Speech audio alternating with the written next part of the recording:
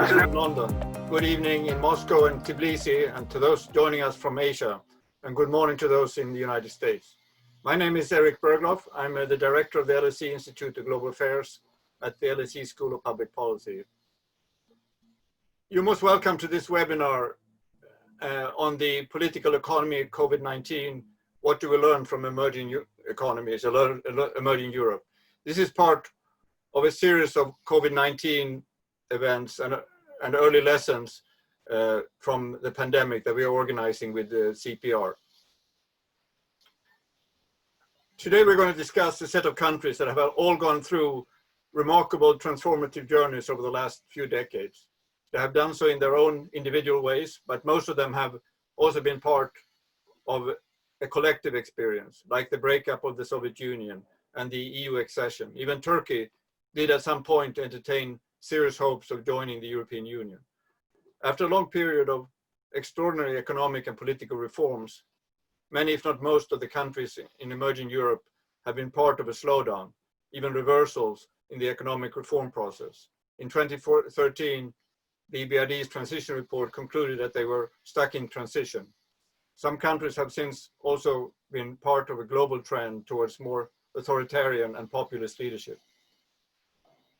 Enters COVID-19. The virus was perhaps slow in entering most part of emerging Europe, but now it has done so. Most countries have responded with very strong measures, but often rather late in the epidemic curve. So some epidemiologists even argue that we have a new epicenter for the pandemic in Russia and Central Asia. What will be the economic and political consequences of COVID-19? A pandemic often forces authorities to overrule individual rights and sometimes even popular opinion in favor of the public good. We have seen leaders with an authoritarian bent undermine the democratic process with reference to the virus. In the economic space, the pandemic encouraged what may look like populistic measures, such as nationalizing ailing national champions or transferring cash to broad parts of the population, at the expense of future generations who are not really voters today. Again, these measures may very well be justified, but the pandemic also opens opportunities for leaders who have long dreamed of being able to implement them. Even before the pandemic, we were concerned about the ability of newly established political and economic institutions to resist these pressures or these temptations. But with COVID-19, these concerns have become much more pronounced. Some would even argue that also the institutions in well-established democratic market economies were under threat, a threat that has become even more real in the pandemic. In today's webinar, we will discuss how emerging European economies and polities have responded to the COVID-19 pandemic, what it has meant for incumbent leaders, and what potential scars the virus has left in the political and economic immune systems in these countries. It is, of course, early days to talk about these effects. We saw that it took 5 to 7 years after the global financial crisis before the political consequences started to manifest themselves. But we can at least look at the early signs and speculate about more long-term impact. We have a fantastic panel that will allow us to discuss all these issues. I will introduce them as they speak. They will provide brief introductions. I emphasize brief because we really want to bring in the audience. Most of you are getting used to the Zoom technology, but you can use the Q&A function and the chat room to ask questions during the presentations. You can also use the raise hand function, and we'll try to let you in the question and answer session. We're also broadcasting over Facebook, and you can post questions using the comments function. We'll try to bring some of them to the panel. Please introduce yourself with your name and affiliation, but more about this after the presentation. We'll start with an overview of the COVID-19 response in Central and Eastern Europe, and then move to Southeast Europe, followed by Turkey. We'll end with Russia and the countries of the former Soviet Union. We have with us the current chief economist of the European Bank of Reconstruction and Development. Before taking on this role, she was a professor at Oxford University. She has worked on, among other things, spillover from foreign direct investment and impact of technology on work. Beata, Javorcik, the floor is yours. Thank you very much, Erik. Thank you very much for the invitation. It's a pleasure to be joining this discussion. Let me share with you my screen. So as Erik mentioned, I would like to make some observations about Central Eastern Europe. So I have 3 observations I would like to share with you. I think it's fair to say that so far Central Eastern Europe has managed the pandemic quite well. Of course, I'm stressing here so far because we are not out of the woods yet. We do not know whether there will be a second or even a third wave. Moreover, even though per capita numbers in the region are low, in some countries the numbers of new cases have been flat, and they have been flat for quite a few weeks, which casts some doubt on how things will develop. But by and large, if you look at the number of COVID deaths per million, actually Central Eastern Europe has done very well when you compare it to Western European countries such as Spain, Italy, UK, or even Germany. Now, what are the factors responsible for that? Certainly, they had the benefit of being hit by the virus later. But of course, they were not the only countries that were hit later, and they used the time well. And here, I think we have to give credit to the government for fast and decisive action. Lockdowns in the region have been introduced very early on. At the moment when there were relatively few cases, there were checks at the border, and I think that helped much. Of course, what mattered as well was the fact that these countries tend to be less exposed to international travel than large cities such as Paris or London. And this lower transmission through international travelers, transit passengers, certainly helped. Another factor that's perhaps often overlooked is low localized population density.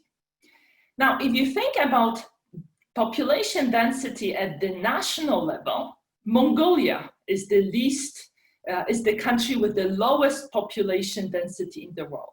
But that picture is not very accurate because half of the country's population lives in the capital city.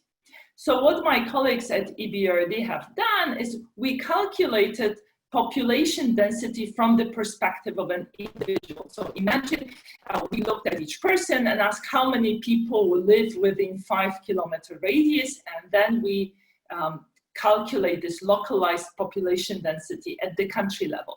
So if you look at this localized population density and graph it against excess mortality, these are the only figures for excess mortality we have managed to find so far. Unfortunately, they do not include Eastern Europe. You see that, that there is some relation here. Countries with lower population density seem to have done better. So here are the figures on population density for Eastern Europe. You can see that for most countries, these figures are half of the value of countries such as Spain, UK, or France. And that matters. It matters not only for the spread of the virus, it also matters for the ability to exit the lockdown, because it's simply easier to manage social distancing. And the fact that among the countries listed, we have only 2 cities with more than 1 million inhabitants also makes things easier.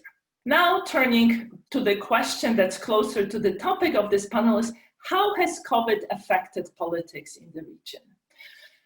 In times of danger, of uncertainty, people tend to rally around the government, and in the region, it certainly helped that these decisive early measures were taken and countries have so far managed the pandemic well. Of course, governments have responded with some mixing of anti-crisis measure with politics, and in some cases there was an open power grab. And of course, in situation of lockdown, opposition parties are put at a disadvantage because their power often comes from street protests And how do you protest in a lockdown? Essentially, your power is gutted. Moreover, if some measures that are unpalatable politically are mixed in the same bill with anti-crisis measures, with economic stimulus, it puts the opposition party in a very difficult situation, because it may be difficult to explain to the public why you would not have supported such a bill. The two questions that are in my mind now is, how long will this rallying around the leader last? How long will this effect last? And if it does not last very long, will governments in the region try to increase the size of the state and perhaps use stimulus and turn it to political advantage? Now, the size of the state is already quite large in the region. If you just look at public sector employment, it's higher than in Western European countries. Now, that makes things easier at the moment, because people employed by the state have stable income, so it makes dealing with the downturn easier. But as you further increase the size of the state, this may be problematic in the region because of the governance deficit. Our latest transition report was devoted to the topic of governance. And the key message that emerged from that report was that despite progress that was made in the early years of the transition, there is a large governance deficit that remains in the region. So in this graph, you see World Bank's World Governance Indicators for Central and Southeast Europe, and it is plotted over time relative to high income countries. And you see that there's this large and persistent gap. And what's particularly disappointing about Eastern Europe is that this reformist zeal, these reforms that were quite decisive that took place around EU accession, were not followed with additional reforms. So the reformist zeal has fizzled out after EU accession. And this big gap, which you would also see if you looked at polls of individual people, so World Gallup polls or surveys of firms, this persists. And that means that when large stimulus packages are being rolled out, there may be opportunities for corrupt behavior. As governments take stakes in private firms, this will create opportunities for favorites, for giving jobs to political friends, and it will only entrench incumbent government. And I think the big question that needs to be asked is, if governments take stake in private firms, will they actually ever want to exit? Or will this influence of state over the economy become permanent because vested interest will be created and they will prevent privatizations in the future? The third point I would like to make pertains to young people. And particularly, I'm wondering whether we can expect that the COVID pandemic will energize young voters. So let me tell you why I think so. The region is experiencing huge demographic challenges. That's due to low birth rates and high emigration rates. And it's even before the pandemic, it was facing the danger of getting old before getting rich. And this, of course, had implications for the political agenda. Attention of voters was devoted more towards redistribution rather than long-term investment. That's not surprising. If young people leave the country, older people remain, older people are more interested in redistribution, and if they think that their kids are unlikely to come back, they care less about the future. But COVID has changed things a bit because it created tension, if not to say conflict, between the young and the old. After all, the pandemic is much more dangerous for older people. They are much more vulnerable to the virus. And yet lockdowns have affected younger people more negatively. As in any downturn, it's the younger workers who are let go first. It's the newest businesses, which are less mature, less resilient, have shallower pockets. These businesses fall first. So, and as what we know from the literature is that young people who enter labor markets in a downturn need quite a bit of time to recoup the losses because they enter at lower salaries than they would have entered otherwise.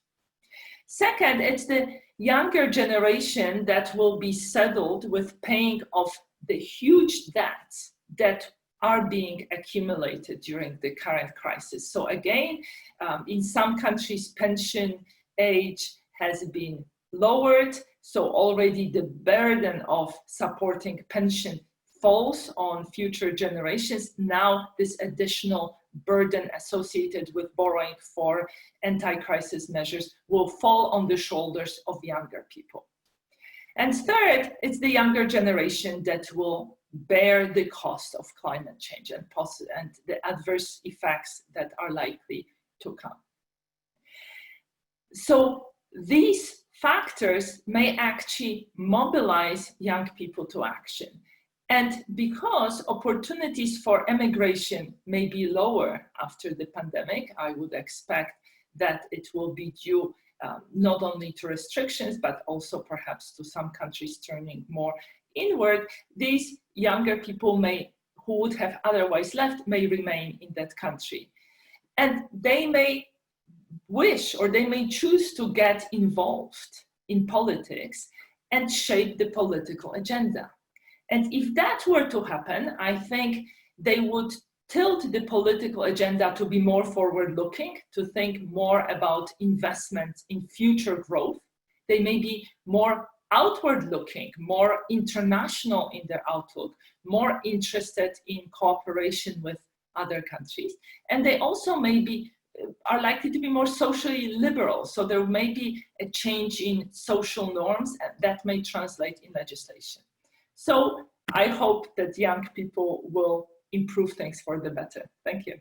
Thank you very much, Beata. So that's some hopeful words there from Beata. The next speaker is Kori Udovicki. She is currently the chair of SEVES, an economic think tank in Belgrade. She was previously Deputy Prime Minister responsible for civil service reform. She has also been part of the leadership of the UNDP and the Minister of Energy and Central Bank Governor in our country. It's a great honor to have you here, Kori. Please, the floor is yours. Thank you very much, Erik, and the CEPR as well, I guess, for the invitation. And it's a great honor for me to be sitting in this distinguished panel. I'm very grateful to Beata for her introductory words, because that really does kind of release me of the pressure to try to give a big picture context. It is all there. And I would actually like to give a few comments or observations that have struck me along the lines of the questions that this panel aims to answer, or to at least not really answer questions. I guess we just throw light on them at this point, because the COVID crisis has really opened up many things that probably not too many of us have thought about. I don't know if there is a slide showing the progress of the, yes. I don't know, I imagine that in the audience it's young people, and I highly recommend, if there is still anybody who hasn't discovered this site, it's really wonderful to follow in an interactive manner the infection rates in different countries. I've selected here a few Southeast European countries. Bosnia and Herzegovina and Macedonia are missing because they were crowding the field where you see Bulgaria and Croatia. So just imagine that they are approximately overlapping with the Croatian and Bulgarian infection rate path.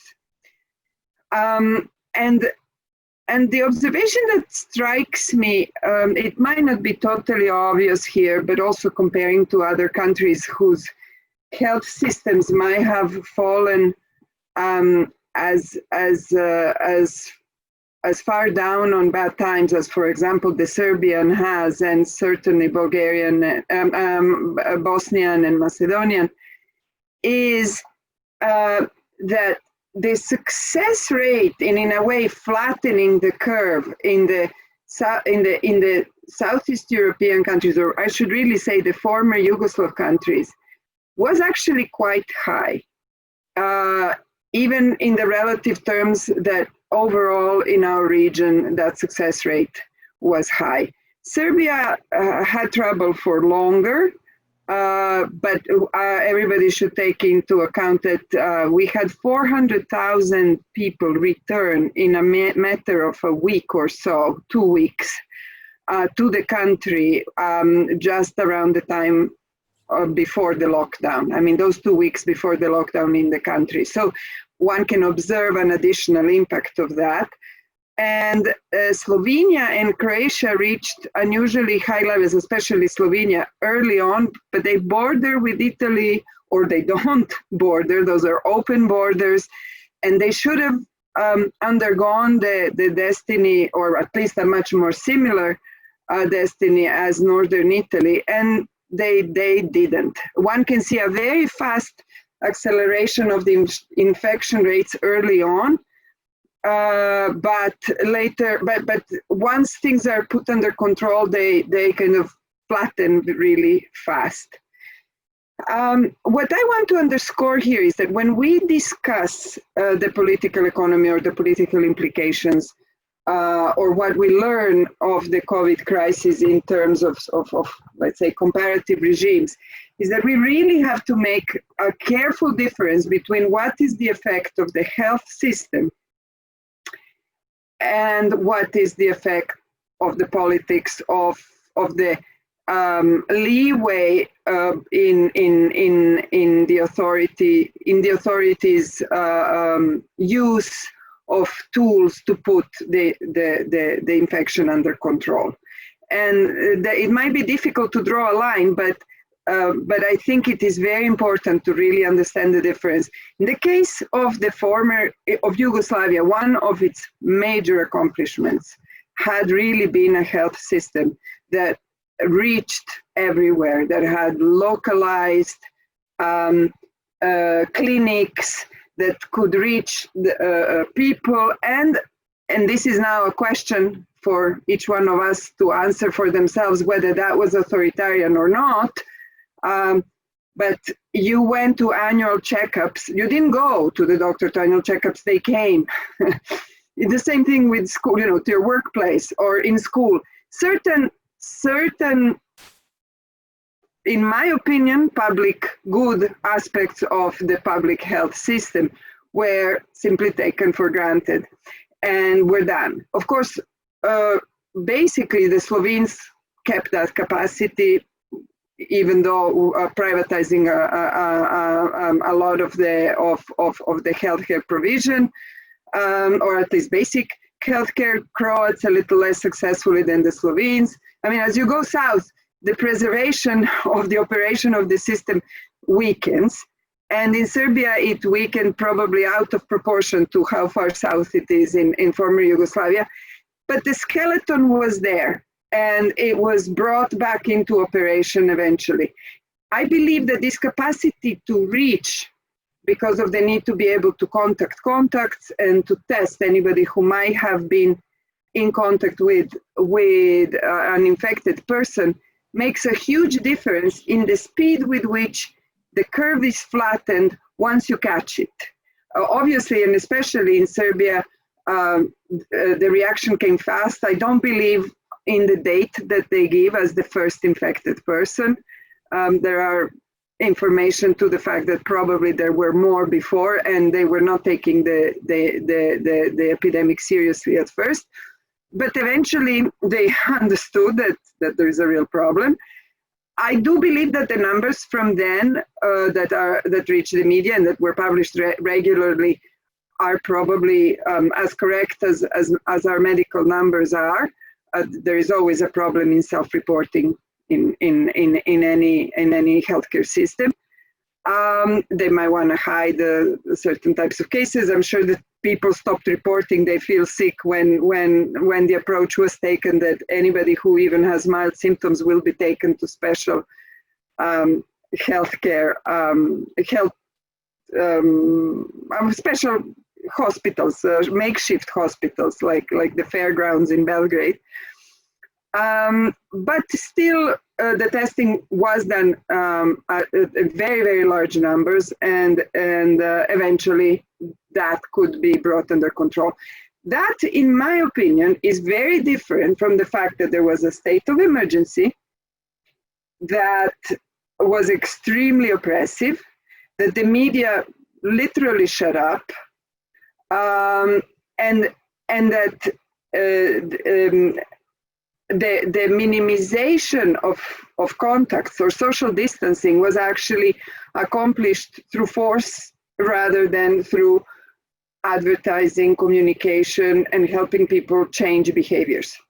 And the day the state of emergency was lifted, and this is really interesting to observe, people have relaxed. And it will be a very interesting question to follow, whether that and how fast it produces new pressures on infection. But again, I say there is a health system that is probably better prepared than many others, or better designed. It's not really prepared. The preparations are still working. The system is still being buttressed to be able to perform the functions that it originally had been built to perform. But the system is there, but the change of behaviors is not there. And in my opinion, this opens one other aspect that I want to mention quickly of these political economic issues, and this is that I have been shocked by the extent to which people have accepted this authoritarian or forced approach on their individual health protection. Okay, there are those who are in favor of the regime regardless of its autocratic tendencies. Then there are those who there's nobody that kind of dislikes it a little bit. You either don't care, like it, or you are really against it.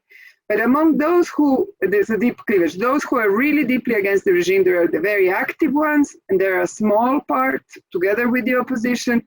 They've been very vocal in the small world of the media that does take opposition, publish opposition views. But the rest has been very accepting of the fact that we are a nation that is not going to change behaviors, that is not going to abide by recommendations. It has to be forced upon us, and that's been an acceptance. So it has brought out a certain kind of social contract to the level of the kind of governance and governance shortage that we have, that has opened up for me the question of how on earth are we ever going to change that? If we believe that we need to be forced to do what's right for society. And finally, an observation, I'll be brief, and then if we want to go into those more economic issues. And this I speak only from insights regarding Serbia's economy. It has been surprisingly little affected. And of course, we don't have a big tourist industry, and we do have a big food production industry, and structure plays a role. But even once it's looked at inside, it becomes clear that this is an economy that functions on rather different, in a different framework or foundations than we normally think of in similarly developed market economies, because this has been an economy that has suffered so many shocks, and such deep shocks, and several times in the space of the past 3 decades, that this crisis is not one of the biggest shocks. And every enterprise that actually works well in Serbia works on substantial reserves. Literally only, we've just completed a very thorough survey that's quite representative as far as you can get with statistics. 2% of enterprises seem to have, or less, to have laid off formal workers. Of course, the informal economy is a completely different story, but it's exactly in the interaction of the formal and informal that the resilience mechanism has been built to work. And I think we will need to really invest in understanding further how that mechanism works, because, as I say, the formal economy is ready to shrug this crisis off. Of course, it can and will have very prolonged and painful effects if the European partners, which are our main market, do not recover fast. But it's going to be a slow motion then. Thank you. Thank you very much, Kori. It's interesting what you described, because of course we looked at this after the global financial crisis, and we saw that, you know, the global financial crisis, even though some countries lost, you know, 10% of GDP or so, they still felt that this was small compared to what they experienced in the you know, in the 90s, and that also affected, you know, the attitude towards democracy, attitudes towards markets and so on. So those that have lived through the most severe crisis in the 90s, they were the ones, they had a much less impact on their views and attitudes. So anyhow, we can come back to this. Now we move to Turkey. And Selva Demiralp is a professor and chair of economics department at Koç University. Early in her career, she worked for the Federal Reserve in Washington, D.C. She's one of the most visible economists in her country. She'll talk about research that she has been doing on the COVID-19 response in her country, including a paper that I believe was also published in the CEPR discussion paper series. So, Selva, please, the floor is yours. Okay, thank you very much. And it's a pleasure to be here. I am honored to be part of this panel.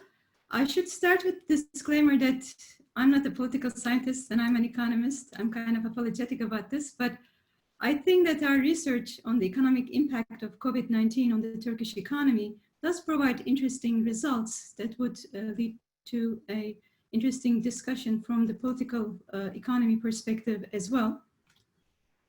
So if I briefly talk about the Turkish experience first, our patient zero was detected on March 11, which is somewhat later than the rest of the world. So I'm going to repeat kind of what Beata said, that we also had the benefit of delay here in Turkey because we had a chance to observe the other countries and the measures that they had taken, and we were able to adapt those measures relatively quickly.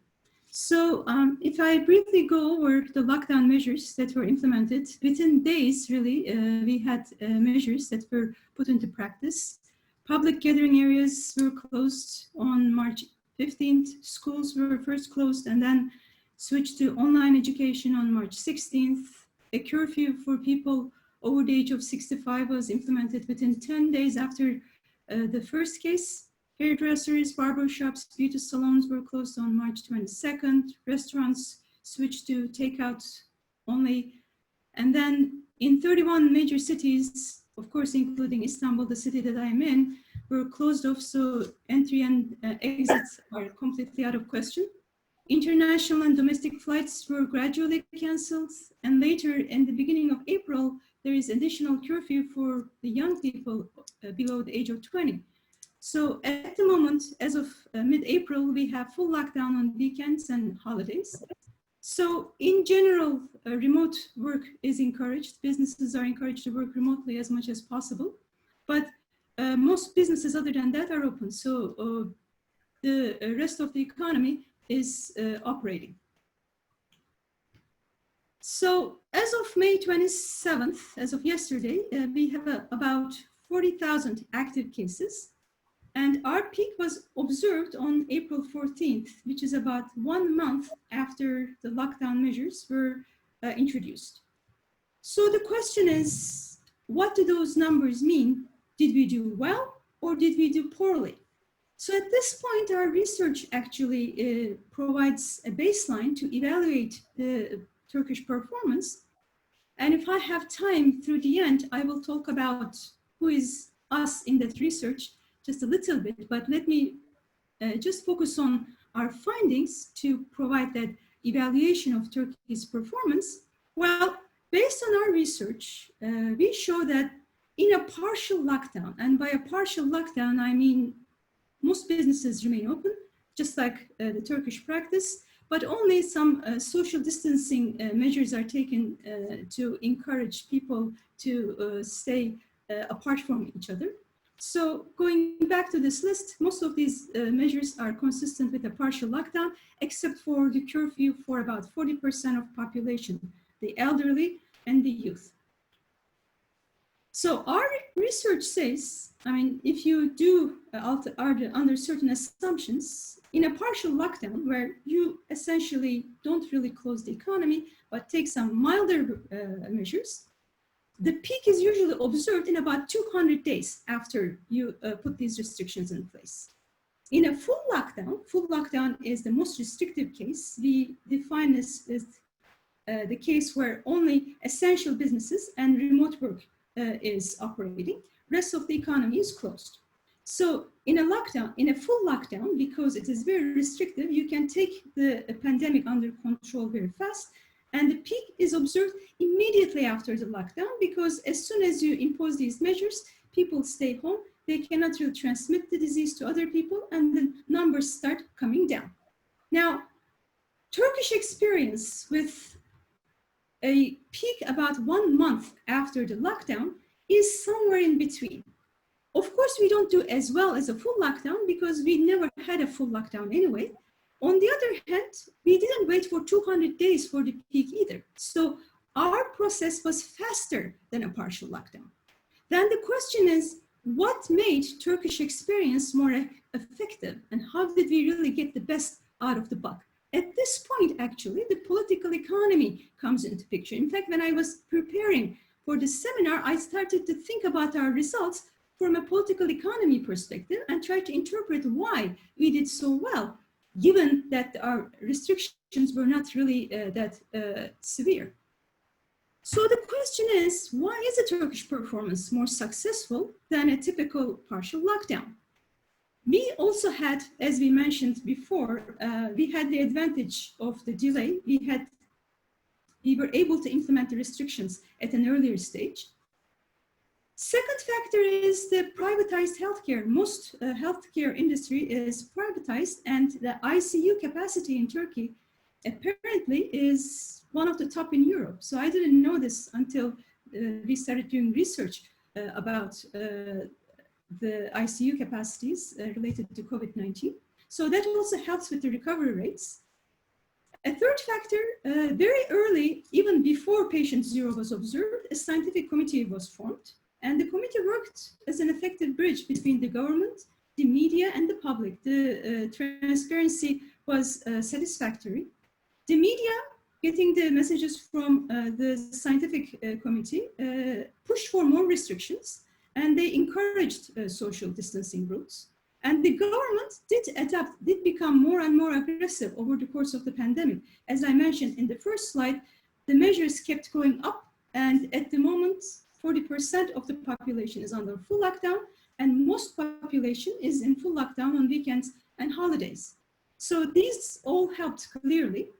And one other reason why, despite having relatively milder measures, we were able to lower the numbers at a short period of time is the low infection rate. Why is the infection rate lower than our estimates? We have less care homes. So some demographic and some cultural factors and some political economy factors are entering the picture at this stage.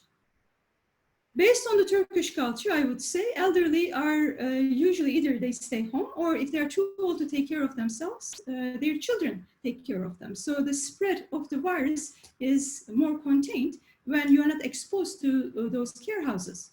The population is young, and we all know that young people can tolerate the virus better. We have a strong leader who can persuade the public about the necessity of sticking to these social distancing rules. And as a cultural fact, historical cultural fact, we have less resistant public. Regulations are not challenged and they're obeyed so long as there are strict penalties. And yes, there are strict penalties imposed about those regulations. So all in all, these are factors, I think, why Turkey, despite applying milder version of a lockdown, did well in controlling the numbers. But one threat that I have to emphasize is that, yes, we did well in lowering the infection rate, but removing the restrictions prematurely does have the risk of a second wave, because when you do well and people stay home and they don't get sick, you don't really develop enough immunity. So if you open up without necessarily containing the pandemic, without lowering the numbers to something like 5,000, we think that 5,000 is a reasonable number where you can do contact tracing, but people can argue lower numbers might be necessary. But anyhow, until the numbers really go down to reasonable values that you can control, removing the restrictions prematurely do risk a second wave that we should be aware of. Now, very briefly, I mean, the findings, the economic perspective that I'm trying to provide is coming from this very fresh research with 5 colleagues of mine. And in that paper, we are trying to quantify the macroeconomic effects of COVID-19 for Turkey. And we use this workhorse model now, susceptible, infected, recovered model, where the model helps you to calculate number of infections under different scenarios. Our main value added is we look at the data at the sectoral level and look at the proximity that is necessary at each sector, and then try to calculate how many people would get infected in each sector. From this, we look at the people who cannot contribute to supply because they get sick. That's the supply effect. Then we look at the demand side. What happens to consumption patterns? Because when you are stuck at home, for one thing, there's uncertainty. The second, when I'm stuck at home, I'm not going to buy a new dress because nobody will see me. There's a loss of income because businesses are not operating effectively. And we are not, as workers, many of us are losing our jobs. So a lower level of income also means less consumption. So we are looking at the credit card purchases to get a sense of the early change in demand patterns, decompose it to the sectoral level using input-output tables. And then once we determine what happens to equilibrium quantity in each sector, add them up and look at the total economic impact of these restriction measures, as well as the change in demand. Because even if the economy is completely open, people are not going to demand as much. Demand is going to take a while to normalize. So long as I see those numbers of new cases on the screen every day, I am not going to normalize my demand patterns. So all in all, I mean, I am trying to give you the bare minimum of what we do, but what we find is that a full lockdown scenario with the most restrictive measures not only saves the most number of lives, but also is the most optimal scenario from an economic perspective, because if the duration is minimized, you will be able to open up businesses faster and demand is going to normalize faster. One thing that politicians are kind of don't quite get, in our opinion, is that they think that by leaving the economies open and keep it going as much as they can, it's going to minimize economic costs. What they are overlooking is a demand factor, because even if the businesses remain open, so long as people are even under partial lockdown, or so long as I see those infection numbers, I am not planning to go to the beach, because if I do, I am worried that I might get infected. As a result, for demand to normalize, we do have to contain the pandemic, which is the full lockdown scenario. In a full lockdown for the Turkish economy, we find that the costs are about 4.5% of the GDP. If you deviate from full lockdown and remove the measures and go towards partial lockdown, then the economic costs increase as well. So the bare minimum is about 12% decline in the growth rate in the quarter in which the lockdown measures are implemented. But I know I don't have time, but I'll just say one last thing. how do you deal with this economic recession?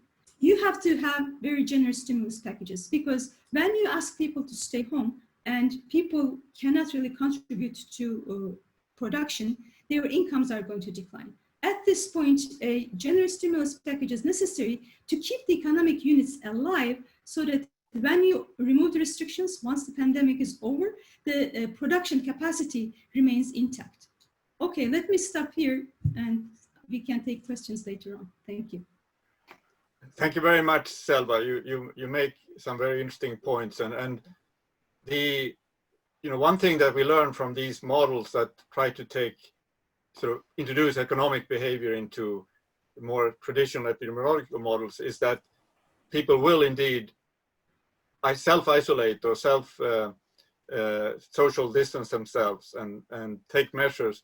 And of course, what you should compare is not what the economy would look like if they didn't do anything, because people will, as you say, they will react to the fear, and the more serious the threat is, the higher the risk is of being infected. People will themselves withdraw, and if you yourself withdraw, maybe you want to force others to withdraw as well, and that may explain what Kori was saying about the why it's popular, because people know that if everyone obeys, the lockdowns will be shorter.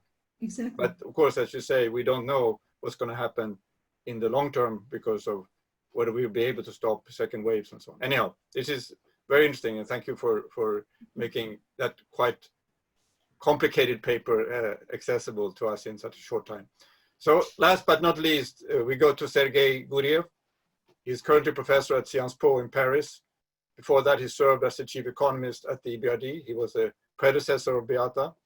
He was also the rector of the new economic school and built it into the outstanding institution it is today in Russia, and I would say even in the whole transition world.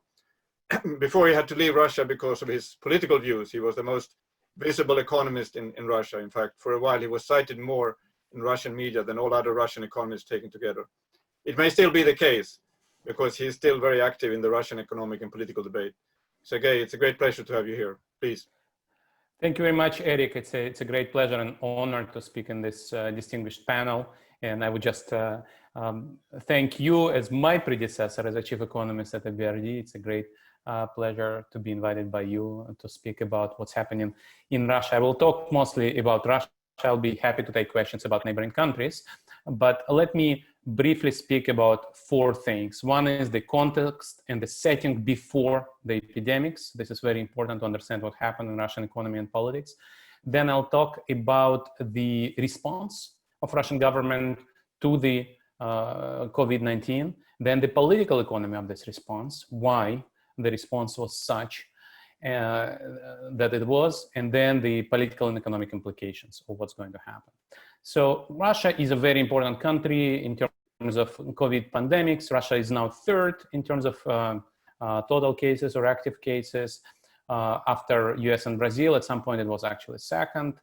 And yet everybody who looks at Russian numbers says that information is not reliable, so probably things are actually even worse than they look. Currently, Russia has more than 200,000 active cases. Daily death numbers are in the range of 150, but again, nobody believes those numbers. It's almost like a Chernobyl moment. Last year, everybody was talking about Chernobyl because of this HBO miniseries. Now we have something similar to that. Now, Prime Minister of Russia went down with coronavirus. Several ministers went down with coronavirus. Several governors did as well. So it's definitely there. It's definitely important. And yet some regions report very small numbers, very low numbers, and people show that this is not credible. Now, what is the setting of Russian economy and politics before the crisis? So Russian economy was, as usual, over the last few years in stagnation. It was growing at 1 or 2% per year. That is because investment climate is not great, corruption is high, state dominates the economy, Russia is isolated due to sanctions. And so in that sense, nobody expected much. On the other hand, Russian macroeconomic situation was actually quite solid. Russia ran a budget surplus, And Russian fiscal rule was based on $42 per barrel oil prices. So when oil prices were above $42 per barrel, Russia was actually piling up cash for the rainy day. And when the crisis started, Russia had something like 11% of GDP in the sovereign wealth fund. So inflation is also under control. Flexible exchange rate policy works well.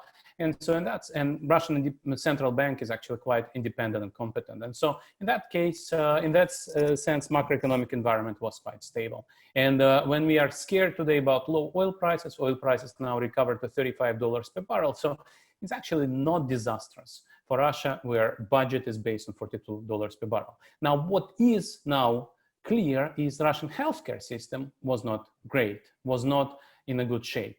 It has inherited a lot of stuff Kori was talking about from Soviet times, but then in 2012, Mr. Putin said, we need to invest in our healthcare system, and I order to raise salaries of doctors to a certain level. Now, he didn't give money to the regions, to Russian regions to do so. So what Russian regions did, they say, we obey, we will raise the salary of the doctors, but in order to break even, we fire a lot of doctors and close a lot of hospitals. And we now have the implications of this disastrous optimization of healthcare, as they called it, and as we see that in many places, not really in Moscow, but in many places, healthcare systems are overburdened. Now, the political context is also very important to understand. So Mr. Putin is approaching, once again, the term of his constitutional term in 2024. So his solution announced on January 15 was he would change Russian constitution and he would remove term limits. And so he can now stay at least until 2036. So he needs Russians to vote on this constitution. And for him, the crisis was a big problem because he couldn't schedule this vote, which initially was scheduled in April. So the other thing he was really caring about was the 75 years of 1945. For Russia, the World War II victory is the most important part of the regime's legitimacy. And in that case, Beata asked me to say something about Poland. Mr. Putin cares about Poland a lot. He actually announced that in 70 years of 1945, he will write a scientific article in history of World War II and how Poland was to blame for starting World War II. That didn't happen yet. But he was counting a lot on the Victory Day parade and he had to cancel it. Now he rescheduled it for June. But that was also a very important thing. Why do I talk about these two things, constitutional amendments and the parade? Because Mr. Putin didn't want to introduce a lockdown. And Russia formally actually didn't introduce lockdown. It introduced something very different, differently called, similar in nature, but he was very slow. Why? Because he hoped that he would still have his parade and he would still have his vote on constitutional amendments. Now, Russia did benefit, like other post-communist countries, from being isolated from the world. Not many Russians ski in France or Italy anymore because of weaker ruble. And so Russia had an opportunity to adjust, but because of this political context, Russia was slow and delayed. Now, the overall package, I would just characterize it in three ways. It is insufficient, it was slow, and it was delayed. And basically, by now, Russian total package is 3% of GDP. Much of that is rescheduling of tax payments. So if you actually count the subsidies, the grants to the businesses and households, it's more like in the range of 1 or 1.5% of GDP. Now, why wouldn't Russia spend its rainy day fund? It was a rainy day. Oil price was low, economic crisis is deep, and the epidemic is real. And so lockdown does put people at their home, as we just discussed. So you need to pay them, because if you don't pay people who don't have income, who don't have savings, and 2/3 of Russians don't have savings, they would come out anyway because they need to eat. And so the big question is why Russian government was so stingy. And the answer to that is manifold. One is Russian government doesn't fully understand the situation on the ground. The fact that we don't have good numbers doesn't mean that the Russian government has good numbers. And this is why I mentioned Chernobyl, because this research on Chernobyl we have now is that it's not like Gorbachev was hiding a lot of information. Gorbachev also didn't have good information himself. Same is happening now. Also, Russian government is on the top 1% side of the 1 versus 99% divide. And during the pandemic, it's of course very important. You have savings, you have big house, you're taken care of. So you don't understand how people without income and savings feel and why they need to come out if they are not paid. So another thing is, of course, the constituency. So Russian government saves money so it can roll out its big plan for infrastructure investment, so-called national projects. This is the public investment project of something like 24% of GDP over the next 4 years that Russian government hoped would relaunch Russian economic growth. Now, a big chunk of that will be spent in procurement contracts for friends of political leadership to benefit from. And so this decision to keep these projects afloat instead of helping people, households, small businesses, shows the priorities. The priority is to help your friends, help your elites, and forget about the people for a while. Why? Because, well, if small businesses go bust and big businesses take over, what's not to like? The small businesses, this emerging middle class in Russia, they don't like the isolation, they don't like the anti-modern stance of Russian political and economic development, so Russian government doesn't like them back. So this issue of stingy response is also not just informational, but political. And finally, the slow and delayed response is due to this hope that Russia will eventually come out somehow and will get back to its parade and constitutional vote. Now, where does it leave us? So the forecast is that Russia will have a recession of something like 5 or 6% this year. EBRD's forecast is a bit better. IMF forecast is 5%. Central Bank of Russia projects 4 to 6% decline this year. Russian official forecast, which is Ministry of Economy, projects 5% decline this year. Some independent economists project a deeper decline, but nobody talks about double-digit decline. In that sense, Russia may have a decline which is similar to 2009, but it's unlikely to have a recession similar to what Russia went through in early 1990s. And in that sense, I again would like to support this feeling that these economies have been through so much pain in the recent 30 years that this crisis is not unprecedented. Unlike Western countries where you have the biggest crisis since 1930s, this is not the case in Russia and neighboring countries. Now, what is more painful, of course, is the slow and delayed recovery. And this is where the Minister of Economy a couple of days ago presenting the forecast said, you know, Russia is unlikely to have a V-shaped recovery. We are likely to have delayed recovery. And actually, the recovery in 2021 will not bring us back to the levels of 2019. And that is an honest statement. And I am in agreement because I think this stingy response, the unwillingness to support small enterprises, small businesses and households will result in multiple closures, will not allow the small businesses come out of the cold and start operating right away. And in that sense, yes, recovery unfortunately will be delayed. It will not be V-shaped. Now, in terms of political implications, we see that approval ratings of Mr. Putin took a hit, and we don't know how big this hit is because some ratings are not published yet. Some ratings are published and they are historically low. Never Mr. Putin has had approval ratings as low as they are now.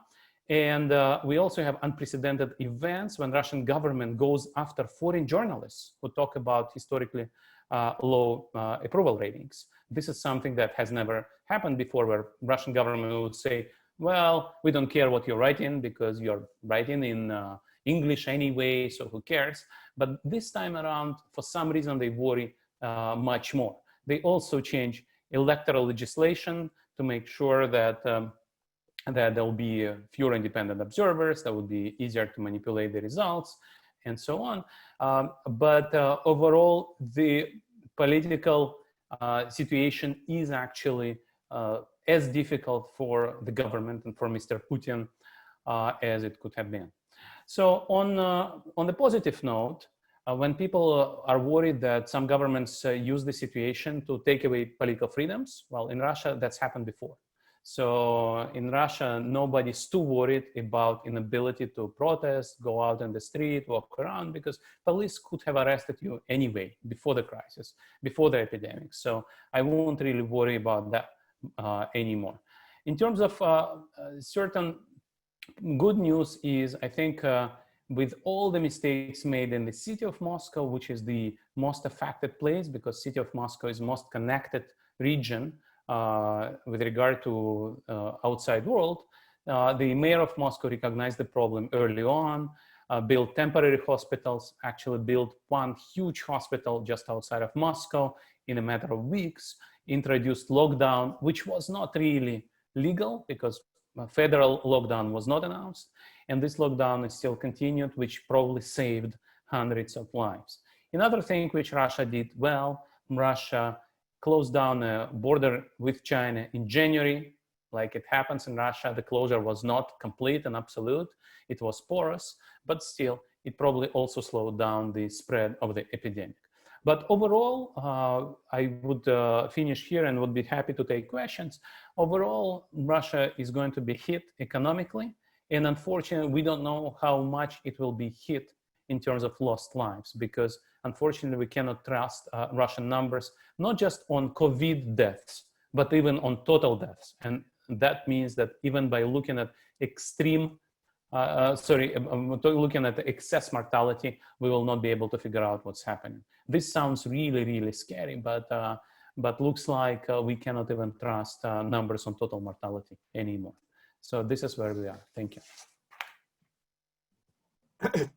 Thank you very much, Sergei. And a lot of food for thought. And of course, the situation is quite serious in Russia. And thank you for giving us that picture. So now it's the time for the audience to come in.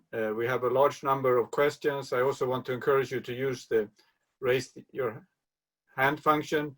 And I can also then bring you in to the session and you can ask your question in person. But so here we have the first, let's see. Well, I'll ask one question first and then, so there is a number of people have asked about media and the role of media. And of course, you know, even in countries that have relatively open, free media policies, the economic shock has hit media very badly. How would you say the role of the media has been? There's a question from, see here, who was that question? Ricardo Puglisi, he has asked about the sort of the effect of the media on the short-term dynamics during COVID. And how it has affected incumbent governments. Maybe who wants to, some of you have already alluded to the role of the media. Selva, you said something about the media as well. Do you want to start and then maybe others can? My observation for the role of media was that I think they were in good communication with the scientific committee. And as the scientific committee shared the facts about the numbers, the media kept asking for more restrictions, and it was well tolerated by the government. So one might ask why, because there are issues about the freedom of thought. But I think this is not perceived as an ideological issue. So yes, there were call for more restrictions, and the government responded by increasing those restrictions. I mean, when our paper came out, we mentioned the benefits of a full lockdown, and the paper came out at a very early stage. I mean, we had the political recommendations, and there was huge media interest. I mean, I had like interview requests from all channels almost. So clearly, I think people wanted to discuss this because in the end, this is a humanitarian problem, and everybody, I think, showed sensitivity to the issue. Erik, if I may, I think people in our region are used to taking care of themselves. right? There is a long history of distrust of media. And I think that's in stark contrast to other places. So even though societies are polarized politically, I think people very quickly catch on about what they should be doing, what's in their interest, that they need to protect themselves. And so in some ways, you know, information given by media in countries which are, you know, where media are not completely restricted, I don't think the role of media matters that much. Now, contrast that with the US, where research shows that people behaved quite differently in Republican-dominated states and the democratically leaning states, right? That those who support the current administration were much more likely to ignore social distancing, and they would view going out for a meal in a restaurant as an act of defiance. So the polarization of the society meant that the message about how threatening COVID is was only reaching part of the society.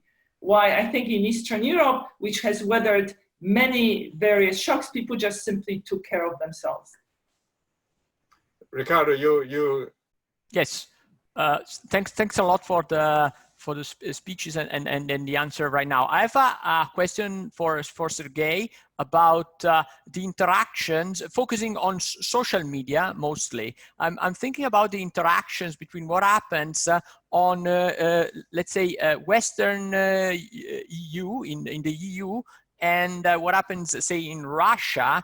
Because I do see, for example, say on Twitter, but elsewhere, that there are so many, especially right-leaning Twitter accounts that are belong or are partisan of Salvini's league, that are so much supportive of Russia. And I mean, as an economist, I mean, I'm not a game theorist, but I know some about game theory. There's so much coordination going on there. So I'm wondering, I would like to have your thoughts on this, plus what happens inside Russia, because I'm wondering to what extent these attempts at influencing possibly public opinion in the EU are considered inside Russia itself. Are they considered as something, a matter of pride, or just there's no talk about it? Let me take this question. Before going there, I would like also to combine the question with the media, and would like to follow up on what Beata said. Indeed, there is now research on the US, not just Republican counties, but also places where Fox News penetrated first. These are the places where people behave differently and are less, observing less strict lockdowns and less strict social distancing. So media does have a tangible impact, and this impact now is not just votes, but also lives. So with regard to Russia, it is the battleground. And indeed, for reasons I mentioned before, Mr. Putin wanted to have his parade and his vote on constitutional amendments. And so that is why official media would always deny that COVID matters, COVID is dangerous, that COVID actually is going to threaten Russia. They would say, well, it only kills Chinese. I'm not kidding. That was what was said. Also, top news programs would tell you how it is just a flu and you shouldn't worry. And then the 180 degrees turnaround took place eventually, but still a lot of damage has been done because of those political reasons. And that's why media matters, media control matters. Now, Russia is a place where you have a lot of internet censorship, but YouTube is still free. And this is very important because it does provide some feedback. So Mr. Putin says we now are going to pay doctors who are fighting COVID, and he issues decrees and laws and so on. And then doctors record YouTube videos saying, we are not getting this money. And so eventually, with delays, with problems, because these doctors are not shown on TV, these messages go back, and Mr. Putin hears that things are not going going on as planned, and so he has to change behavior. Now, talking about social media, indeed, Russian penetration in European politics is very important. So we now know that Russia Today, what is formerly known as Russia Today, now is non-RT, would have paid, has actually paid Italian citizens to fly a Russian flag, so saying thank you very much for helping Italy. Why? Because they would need to show it back home for domestic political benefit. Why? Because they would say, well, Russia is not doing well, but Italy is a big disaster. And so in those relative terms, they would say, maybe Mr. Putin is not a perfect ruler, but what is the alternative? Alternative could be worse. And so for them, that would be very, very important. And the social media now inside of Russia, but also in this external influence operations is the battleground. And as I said, in some cases, censorship prevails, but in some cases, free debate continues. So one of the things which is happening now, Russia doesn't block Twitter, Facebook, or YouTube, but it puts people in jail for speaking up on Twitter, Facebook, and YouTube. And so it's a very difficult thing to watch, but for a researcher, of course, it's an exciting laboratory how censorship and anti-censorship fight each other. But this is the battleground. Thank you. Okay, thank you. We have several questions now. I'm going to actually take 3 questions, and then you can answer them as you like. So, Orkun Saka. Hello. Hi. Can you introduce yourself also? Sorry, I should have asked. Yes, sure. Hi, I'm Orkun Saka. I'm an assistant professor at the University of Sussex and a visiting fellow at the LSE. So I have two questions actually. One of them is to Sergei and Selva in the context of Russia and Turkey. So we have this debate going on still to understand whether democracies or autocracies are performing better relatively.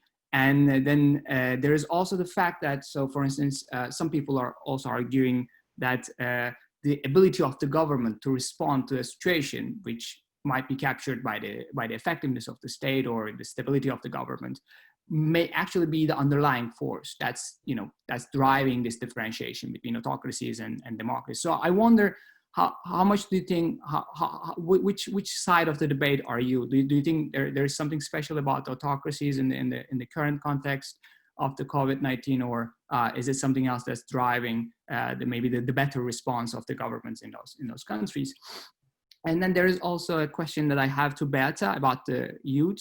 So you are quite optimistic about the youth and how they may, in a way, participate in the democracies or in the political systems of their countries. But at the same time, we know that the youth, especially when they face not well managed crisis, which happen in many countries where the governments failed to respond, so many people died. They actually carry these scars for the rest of their lives. So there is this scar type of effect that may stay with the young people. What do you think? Could that be a possibility in the current context as well? We might be losing a certain cohort of youth from the political maybe arena, or they might be just disappointed for the rest of their lives. Do you think that's a possibility? Yeah, thank you. Okay, I'm going to collect a few questions. So Paul Hannon. Hi. Can you hear me? Yes, we can hear you. Oh, great. I'm just wondering in the medium. Can you introduce yourself? Sorry, Paul Hannon. I work for the Wall Street Journal. Just wondering in the medium term. I mean, whether effectiveness and credibility in the initial stage of dealing with this pandemic will have implications for how well economies perform over the next 18 months, 2 years, however long it takes to unwind. Because, looking at the return to normality, trust seems likely to play a big role in this. Obviously, people are going to manage their own sort of sense of social distancing requirements, depending on how they perceive the threat environment. And I guess if you can see that your government has done the right things effectively the first time around, you may continue to believe that until proven otherwise as things get back to normal. I'm just wondering if anyone has any views on whether that stands their particular countries in good stead, or maybe argues against a return to normality, for example, perhaps in Russia. Yeah, I take a third question, or actually fourth question, I guess, is Cordelia, please.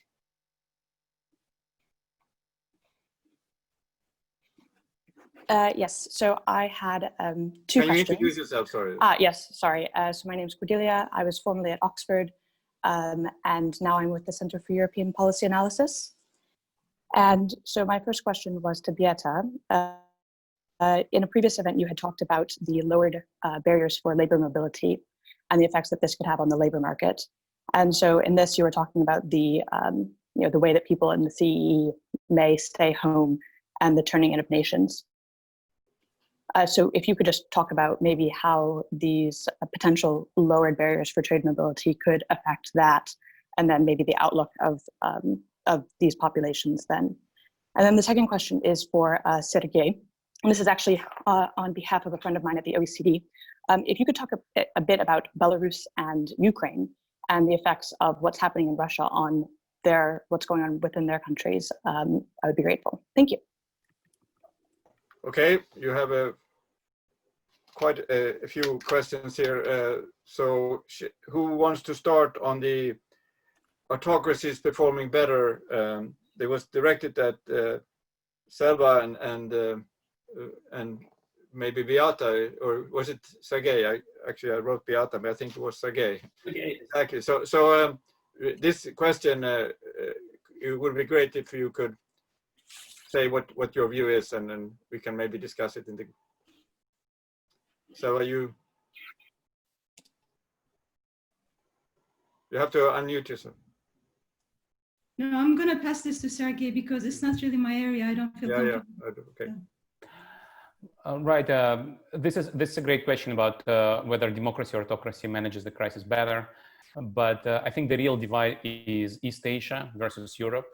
And we see that Asia has been through pandemics in the 21st century, especially the first SARS pandemic in 2002-2003. So these countries know what to expect. And you see the best country which managed the pandemic was Taiwan, which is a democratic country. South Korea has done very well.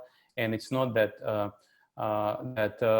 democracy prevented Taiwan or South Korea to do a good job.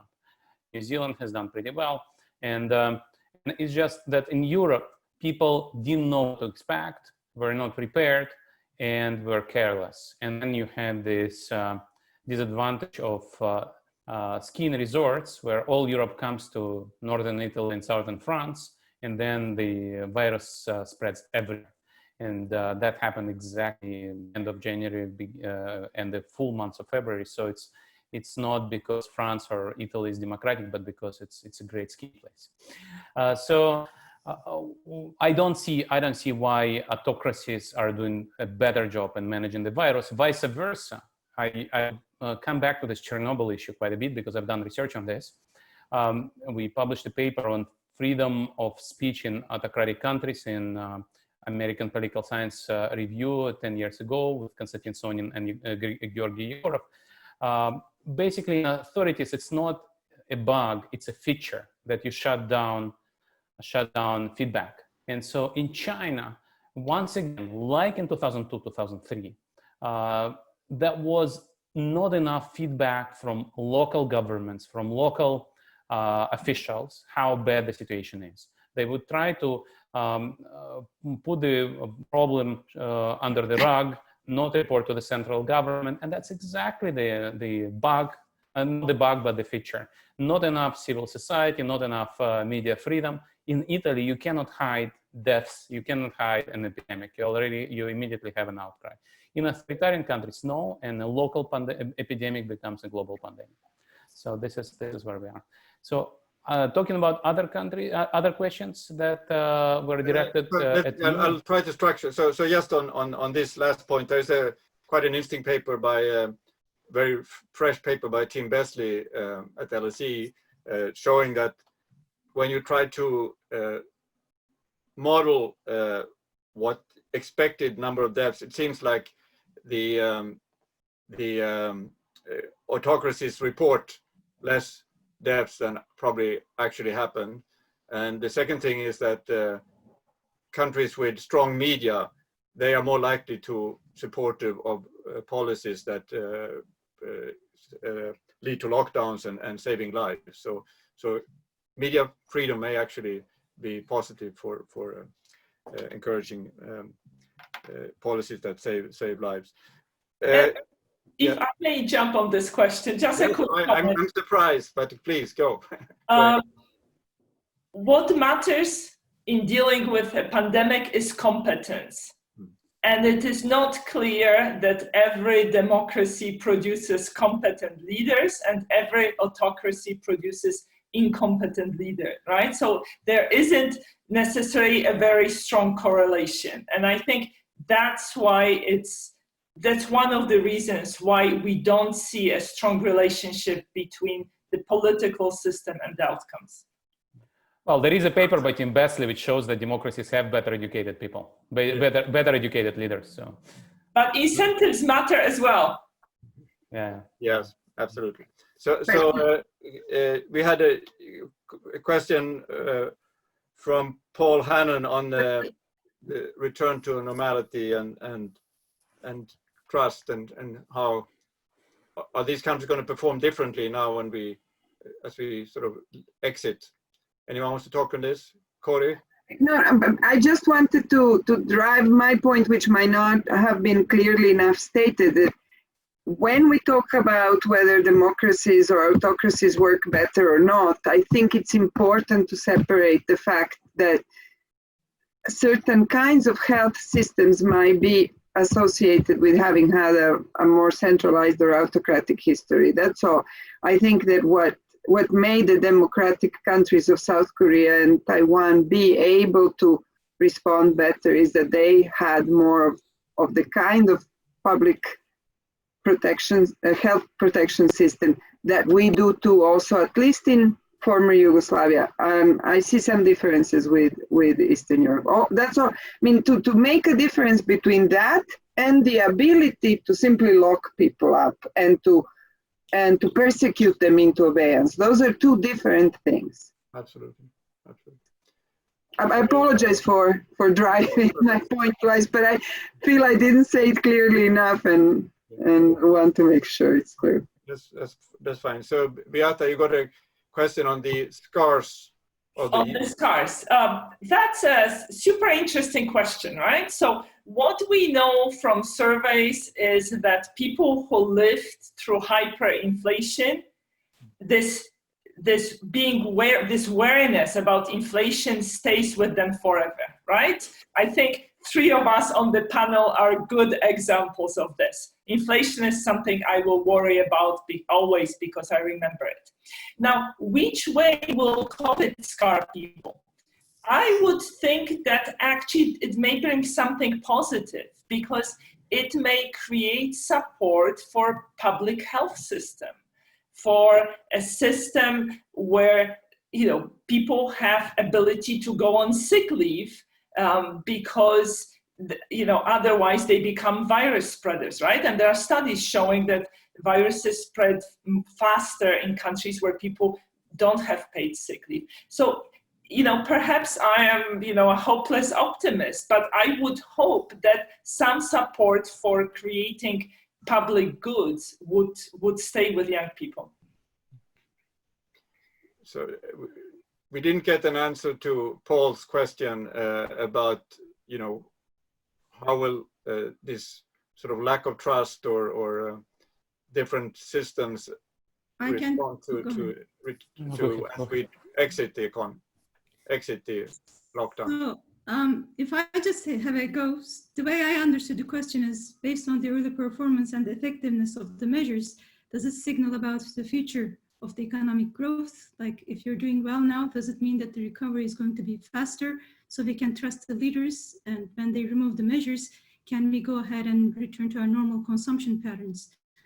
And to me, the answer is no, because it all depends on the number of infections. I think normalization really depends on whether you can contain the virus. I mean, because none of the economic policies are going to work until you get rid of the health problem.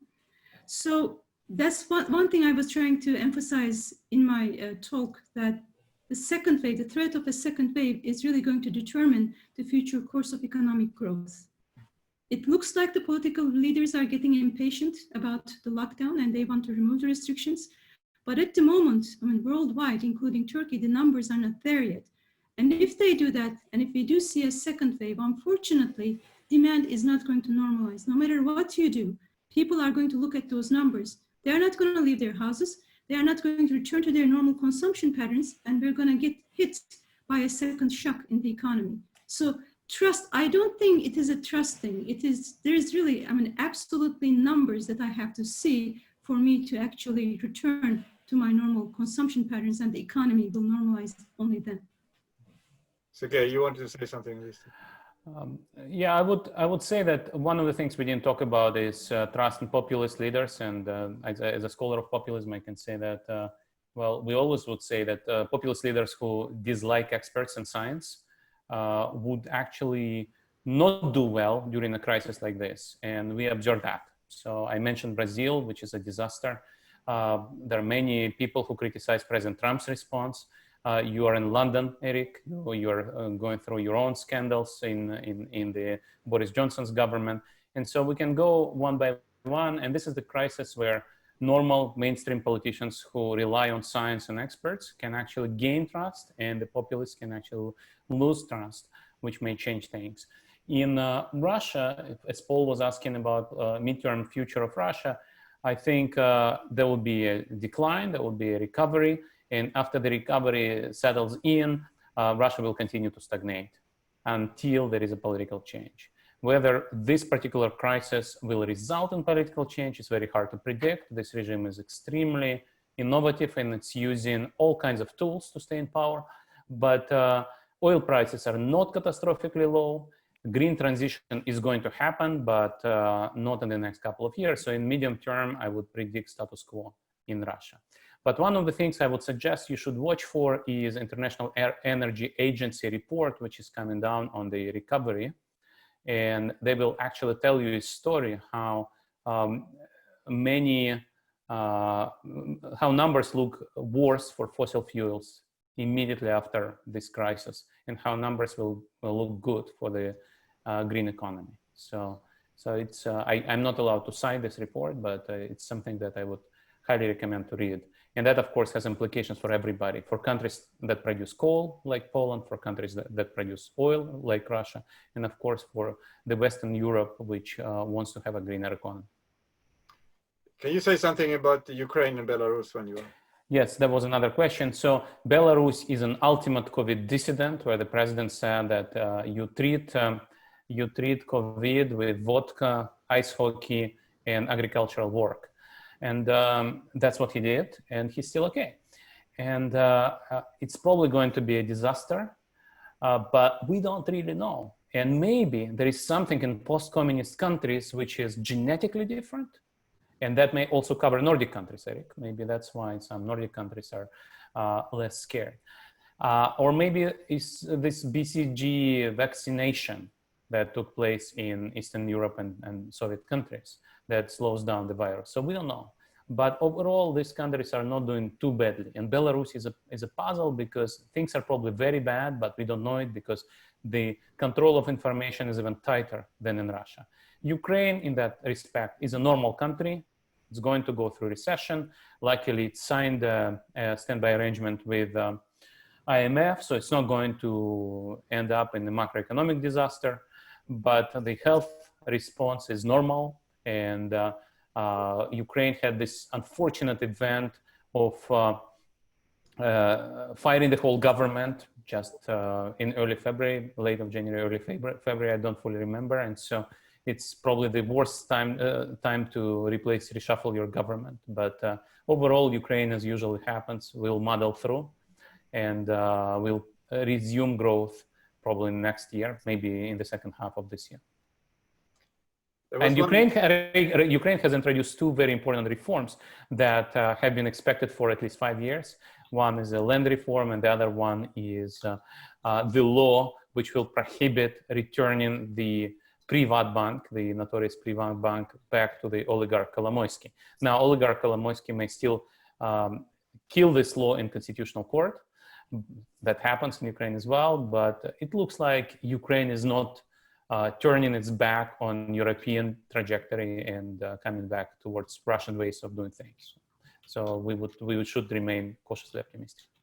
I know we are over time, but Cordelia had a question for you, Beata, too. So yes, so I've been speaking on many panels on various aspects of labor mobility, so I'm not sure what she referred to, but let me try to guess. So one conjecture I've been making is that this giant experiment with remote work that Western Europe and the rest of the world have been thrown into will mean that by now firms know whether it works for them or not. And for many firms, it works, and they may want to preserve the system. And once you cross the psychological threshold and move to remote work, what makes you hire workers from your country? If you are in London or Paris, why do you hire English or French workers? Why not hire Poles or Romanians? And if this were to happen, that would allow some skilled, young people, because these people tend to be on the younger side who are remote workers, to actually stay in Eastern Europe. So again, that's another factor that could change the political spectrum and political agenda there. okay, thank you very much. I think we unfortunately are out of time, and there were a lot of questions also on Facebook and on the Q&A here. I haven't been able to do justice to all of them. We have had a very interesting discussion of how the different economic and political regimes in emerging Europe have responded to COVID-19.